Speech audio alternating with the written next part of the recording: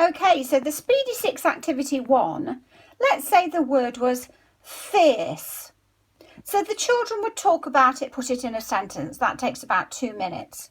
Then what the children do is they duck hands, lines and numbers on their board. So they're going to duck hand what they can hear with the sounds. Obviously they're going to duck hand the sounds they use. If they say fierce, they're going to duck hand those sounds. If they say fierce, they're going to duck hand those sounds. And this is why it's so important that we're doing this, because we need children to understand that how we speak, our speaking voices, are often different to what is on paper. The IPA symbols, if we were to translate the word, transcribe the word into phonetic symbols, can be different. And we need to talk about the fact that our sound it out, if you like, for spelling might be different than the phoneme to grapheme mapping that we would expect if we typed the word into, see, the phonetic symbols. So let's choose the word fierce, because that's a really nice one to explore. And I'd like you to explore that with your students and see the discussions that occur. Okay, so when they're doing their duck hands, lines and numbers, they're going to either go is, fierce, is, fierce, is, fierce, is, fierce, is, fierce. And in the Speedy Six, that's why we stop here. They hold up their boards because you want to know what the children could hear. Because a lot of children will just hide and they won't say what they can hear because perhaps they can't hear them. Perhaps they've got poor phonemic awareness and they can't hear anything really in that word. It's just a word and they can't segment it. So some of the children will be holding up a board like this. Some of the children, because they're visualizing is fierce. Some of the children will be going ears, fierce, ears, fierce, okay? Ears, fierce, ears, fierce, ears, fierce, ears, fierce, ears, fierce, because that's how they're saying it, ear, fierce. So they've got the schwa there, ears, fierce. So some of the children will be doing that. Some of the children will be holding up 3. So we talk about it. We're not saying, because either of those two are correct because it's how they say the word. So let's think, once they've done their duck hands, lines and numbers, this is the really powerful bit, especially for the children who struggle and who hide away, because you can't hide away. This is also why I do this with teachers, because teachers are showing me the sounds they hear.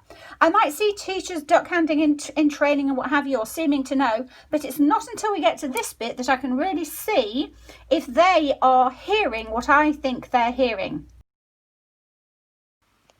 So if I'm doing this in teacher training, because a lot of the teachers won't have already printed off their monster mat, they're going to use their phone or their device or whatever, and I'm going to say to them, right, come on, let's spell it. What do you think? Is it is it fierce? Now that's a little bit overpronounced. The schwa is a grunt, and it's different. The schwa is different to the for up. So when you're actually using the sound in a sentence, it's not quite as grumpy. It's very grunty. It's very difficult. But I wanted the children, if I did this as more of an and an the children might not hear the difference so much. So they really talk about this because it sounds so grunty. Okay, so the children, so the teachers anyway would be going, okay, so do I say fierce? Or do I say which one? So they'll talk about that. So even with the teachers in teacher training, we're talking about these things. How do you say it? Okay, well, how you say it might be different than the person next to you. So how does that affect the discussion about how we spell? Especially if you use a term like sound it out. Well, sound what out? My sounds or your sounds? Does it make a difference? So let's do it for both ways. So we've got fierce, is fierce, is fierce, is fierce. Don't forget to play it every time. It just checks the brain in case you want to self-correct. Is fierce. So you might have this child here and the child next to is saying fierce. Okay, so this child who is saying fierce, we've got ear,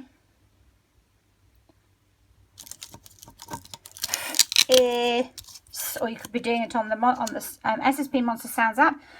Is fierce. Sorry, it's suddenly gone really dark in here. Okay, so one child is saying, yep, that's what I think. I can hear f is fierce. So if you think about that phrase that I do not use, which is sound it out, if you were to say to a child spelling sound it out, this child is going to go f is fierce. The other child, the child next to them, is going to go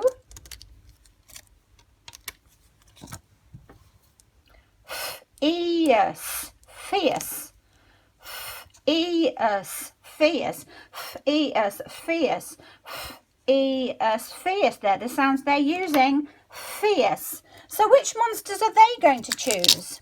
They're going to choose E, E, fierce, which is absolutely right. They are the sounds. Oh, sorry, I've gone a little bit funny. They are the sounds. Is that going to correct itself? Come on.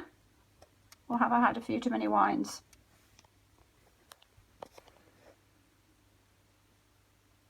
Okay, there we go. So the other child is saying, oh, I had too many wines.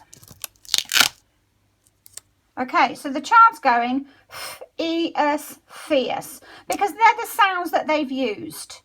So which child is right? Well, they're both right according to their sounds, and also according to they did use good phonemic awareness to identify the sounds they used, and they chose the right phonemes. They chose the right speech sound monsters. So far, both of them are correct. So that's why we always think, okay, well, let's check with the speech sound king. So this is when we check with the IPA, although I can override it. Okay, what did the king say? So if you were to check with Macmillan or whatever, you would see that Macmillan has got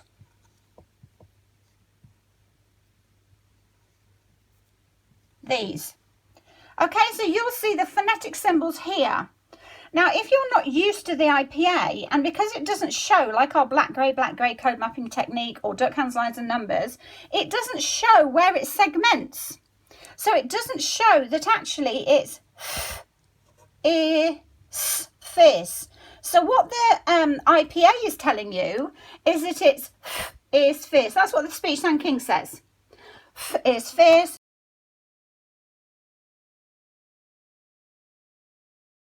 So when we're actually looking at the word, so let's have a look at the pictures of the sounds here. So if this is fierce, this would be E, R, fierce. And of course they'll have discovered the schwa for the, like in fire, the R is the schwa in fire. So an R has definitely been discovered before for the schwa. So the child is saying, well, I'm going to look at my ear clap. Gosh, it has gone really, really dark. That's better. Okay, so the child is saying, okay, so, well, I've seen that one before. E, fierce. Okay, let's have a look at the E sound. Fierce. Is that I-E in there? I-E, yeah, and I-E is in there. The example word is chief. Okay, so that's not unusual. And the R for the schwa, which the children could all year. And then we've got this, which has got a CE in it. CE in it. Okay, so that's child going, well, I heard those sounds. I've mapped it. I've seen that actually those are representations for the speech sounds, so I'm good with that. But let's have a look what the speech sound king said. Okay, so let's put these back. Whoops. Okay, so let's put these back. Okay, so we've got E, and every child needs their monster mat. You only need the digital download. You can use the digital download for every child.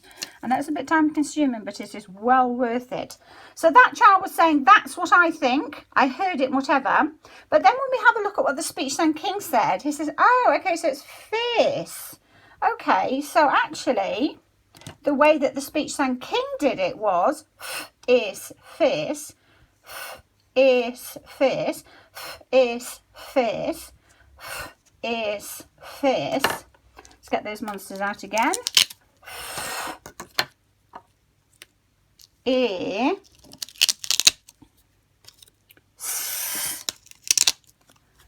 fierce, and this is why all of this exploration in the Speedy Six is going on with just the duck hands, lines and numbers, because it's these sounds that is the crucial part. When you ask a child to spell, they're going to spell on the sounds they use, and if you're not exploring the fact that it might not always be those sounds, or how to check with the IPA, whatever, you're stuck. So far we've not really even, we've looked at on the other one for the pictures of the sounds, but let's have a look here. So if this is this one, what would it be? The picture for f would be there. What about the picture for ear? Would be that one. And the picture for s would be that one. So what's important is the children sing, we're saying the same word, it looks the same in a book, but we're exploring, okay, well, how do you talk? What's your speaking voice? And how do we speak on paper when we're thinking about that universally recognized way to map phonemes to graphemes using the IPA? Because this spelling code, the reading code, was not created for your accent. And so what you're really doing when you're reading and spelling, or when we're teaching reading and spelling, is teaching the Speech Sound King's way of doing it, and then you translate. So this kind of discussion I'm having with my preschoolers, these are 3 and 4-year-olds, because we've been looking at this word.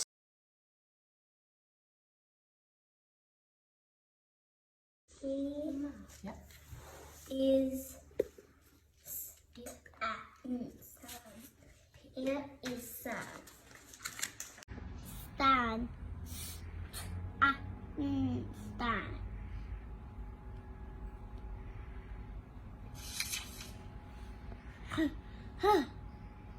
Here is stand. Can you read it? Here is stand. Stand. Stand. No, he's riding a bike on a scooter. Oh, yes. That was stand. What about this one? Would you like me to do that one? And then you can have a go? Or do you want to try? There's nothing there. That's a new monster. The ear monster. Her ear. Here. Here. Here. To read today, I think this little book is called Stand. Have a look at the sound pics. The speech sound monsters are hiding there.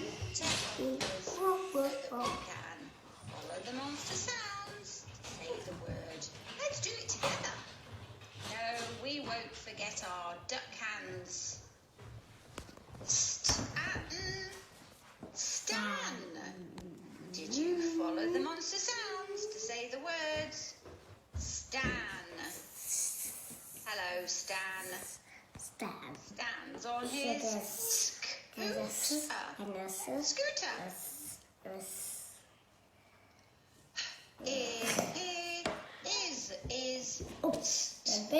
Stan.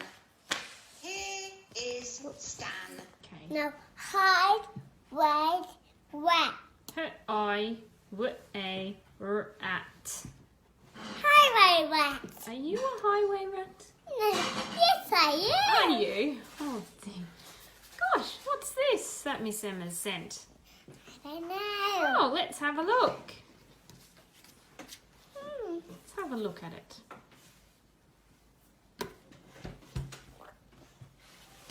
Is that Stan? It is Stan.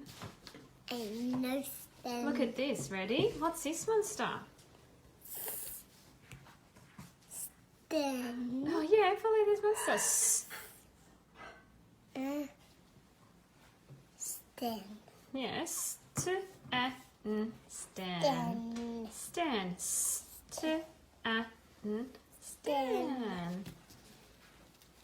So let's spread them out. Okay, you can spread them out if you like. Oh. This is. I have to put this one at the top. Okay.